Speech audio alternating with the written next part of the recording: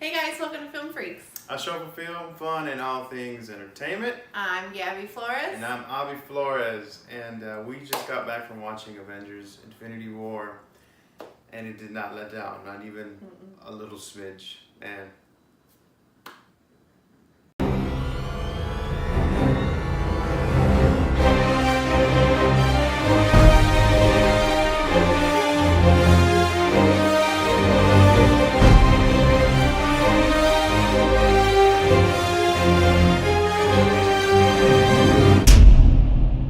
so, Avengers Infinity War, I mean, everybody's been talking about it. Anybody that knows anything about cinema and film, this has been the anticipation, culmination of 10 years of Marvel films. You know, I went back and I watched the original Avengers, Winter Soldier, Civil War, and just not recently we just went and saw Black Panther. So, oh, and Ultron. I also saw Avengers: Age of Ultron.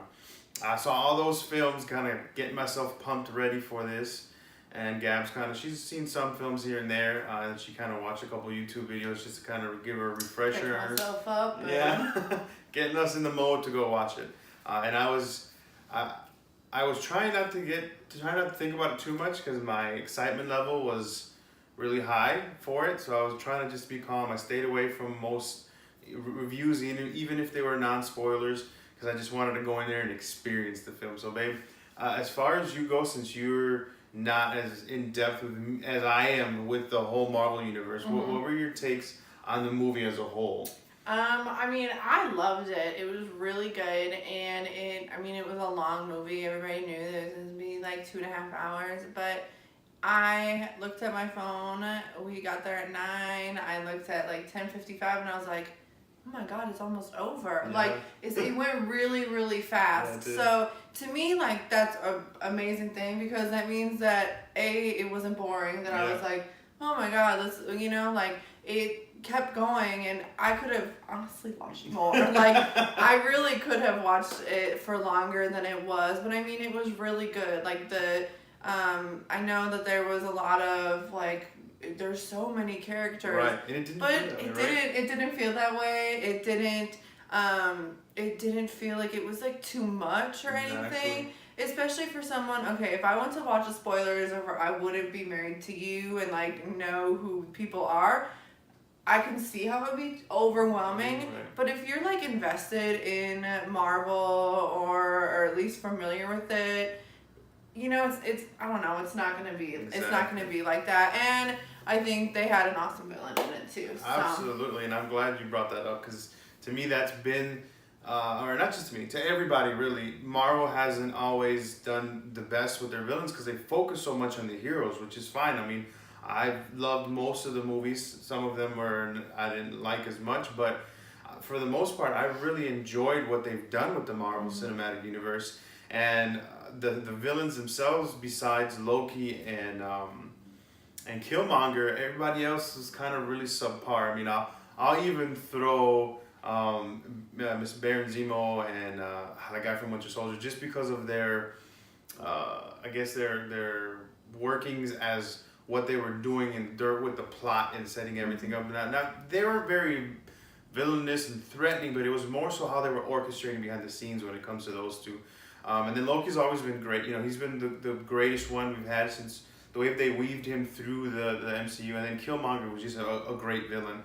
So I love Thanos and that you're just following his journey. And the movie really feels like it is his and not so much the heroes because everything is about what he's trying to accomplish. And then, and now this is not seeing all the movies, but what kind of superhero where it ends and the villain is the one who succeeded? Like, that is not, like, I think about, like Iron Man and stuff, like, he always, like, there's always the part that you think that they're gonna lose for, like, 5 seconds, but then something miraculous happens and the superhero, that's why they're superheroes, you know? Exactly. Like, because they come through, and this one is all these superheroes Everybody's just kind of left confused as to what's people are next. Disappearing, and Thanos is in this Sitting there. little hut on like a beach watching the sunrise. Just like you know, so it's kind of completely backwards, but also like it leaves you to where you almost like have to see the next movie, one, you know? right. Like you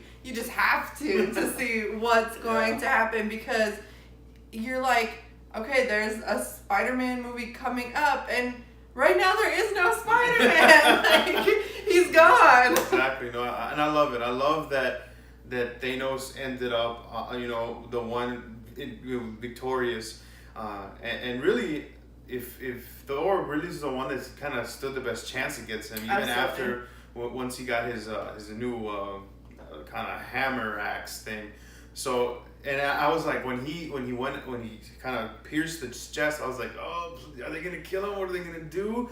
Because I know the Russo brothers had said that first it was Avengers Part 1 and 2, but then they said no, this is gonna be its own film and its own thing. So you weren't really sure if they were gonna kill him or if they were gonna defeat him or what was gonna happen. But so that really leaves me intrigued as to, because it even said at the end, Thanos will return. So we'll see how he plays a role in this next movie. But I loved it. I love seeing his story arc and even the bits and the emotions that he showed.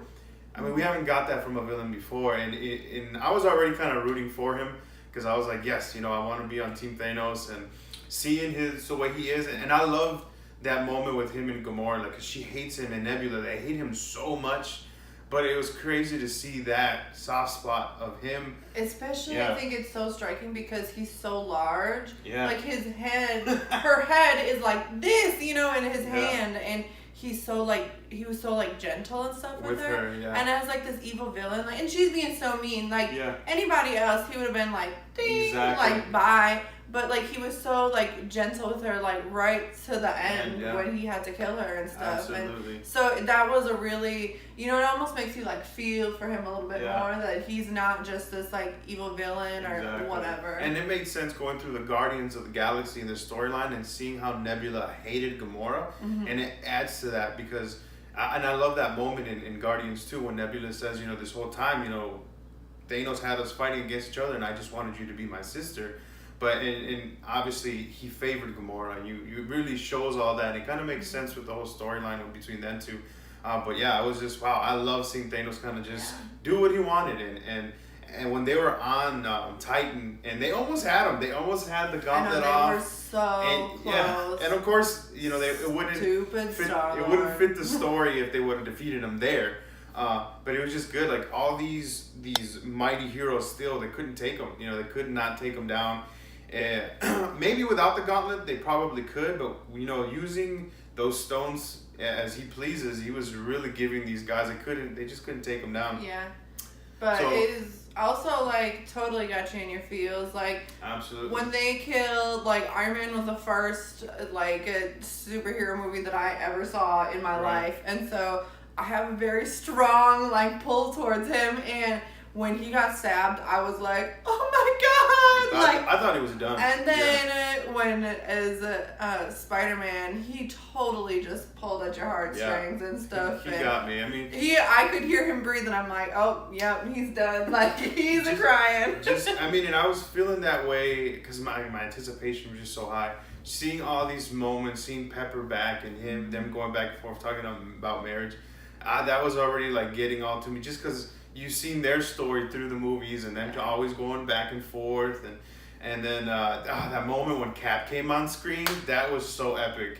Like they were fighting and Vision and Scarlet Witch are like fighting for their lives, and then you see him, the shadowy figure, and they throw the spear at him, and I was like, oh my, I wanted to yell like in the theater, but I didn't. You did like 5 other times.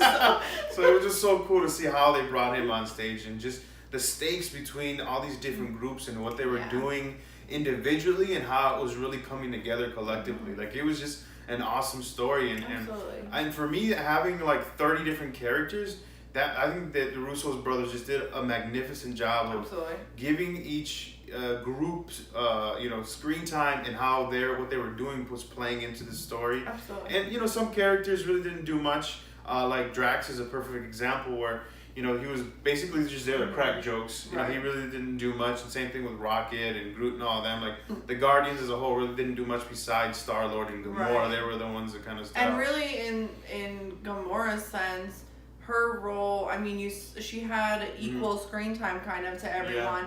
but at the same time, like, she was gone so really early in the movie. I was like, wow. That it was like, okay, like, bye. Yeah. And it wasn't even like she got a second chance or anything. It was like, bye, done. Green blood all over the place. Yeah, and I love the introduction of Thanos too. Like, as soon as we go, Hulk's trying to go at him and he can't do anything. Like, Thanos just whooping on him just with one stone easily. And then he kills Heimdall, and then he kills Loki, and I was like, oh man, they are in for it. So it was just a great film. I really loved it. I love Spider-Man and the Iron Spider suit. I just loved it all. I mean, in that moment, and to me it was a payoff, because if you watch Homecoming and you see the relationship between Tony and Peter and how it was just so good. And then you see him saying, you know, I don't want to die, and hugging him, and I mean, that just got to me, and I was like, oh my goodness. And I just love the Spider-Man. So, but there's just so many questions moving forward. Like Gabrielle said, Homecoming's coming out, and then if you stay for the end credit scene, they show the emblem of Captain Marvel and how she's gonna play into all this. Then we also have Ant-Man and the Wasp, which I don't even know how they're gonna play into this at all. And then a year from now, we get the next Avengers. So. Oh man, yeah. A year from now cannot come fast enough, honestly, when it comes to this, because I'm really excited to see what happens, see how this all kind of plays out, because you know that not everybody's gonna return, but they killed off like everybody, and they just introduced Black Panther, and he's gone, and I can't even. I felt the whole urban community just breaking, you know, hearts. Just breaking when I saw that, because I didn't think they were going to do that to him as people were disappearing. I'm like, okay, Black Panther will probably, nope, there he goes. I know. So that was crazy, but I'm looking forward to see Ant-Man and the Wasp and how that plays into it. Captain Marvel, of course, I feel like she's the one that's going to kind of get things back on course, but I don't think we're going to have the same MCU as we do anymore. No. And then I don't know if Spider-Man is after Avengers Infinity, like how long after Avengers Infinity War, but it's just insane, you know, to see how they did such a great job. I love Thanos. I just love the movie, how I felt the pressure of it throughout the intensity throughout the film. Like, it started and it just went, absolutely. And it was great. Like, I really had a hard time finding any issues. You know, like I said, there was a couple characters that didn't really play major roles, and the only visually kind of moment was when they showed Banner inside of the Hulk Buster suit, and I can totally tell that was fake. But overall, it was great. I mean, like, if we're gonna rate it the visuals, I'd give it a 4 out of 5. Thanos looked amazing. All the special effects just looked great. Right. You know, what would you say? I completely agree. Yeah. I'd even honestly give it a 5, just because, I mean, I didn't notice anything when it came to that. So I would give it a 5. The story for me was fantastic. I love watching Thanos do what he did throughout the film, all the heaviness of it. It was great. I'm going to go ahead and give it a 5 out of 5. Yeah, I completely agree as well. And the performances, again, outstanding. I mean, it was just, to me, I'm excited to see what other people say, but after just the first watch, and maybe if I watch it another 2 or 3 times, maybe I'll feel different, but it was great. I love the little jokes. To me, Spider-Man, his humor is the best, because, I mean, he's a teenager, he's young, and you know, Thor's is probably a good one, and maybe they're going a little overboard with Drax and how he's always being a jokester now. Thor was perfect with his calling him a rabbit. Yeah, okay, rabbit. Yeah, so that was pretty good. I mean, I enjoyed it, so I'm going to give that a 5 out of 5 as well. So, completely. I mean, 14 out of 5 for me, and I think you got 15 out of 15, right? Yeah. So, we both absolutely loved the film. I can't praise the Russo brothers enough for what they've done in the MCU so far with the films that they've done. And I'm excited to see where the MCU goes from here, because we've had 10 years of this, and it feels like they're prepping to take this in a new direction. So I'm excited for what's ahead. So thanks, guys. Let us know what you guys think. Peace. All right, guys. Thanks for watching our episode. Yeah, if you liked our video, go ahead and give us a thumbs up. And if you didn't, you can double click on the thumbs down. Otherwise, don't forget to subscribe, comment, share, and like. Right on. And check us out on our other social media outlets at Instagram and Twitter. And please tweet us at FF Media News. Or you can engage with us through our email at ffmedianews@gmail.com. All right. Thanks, guys.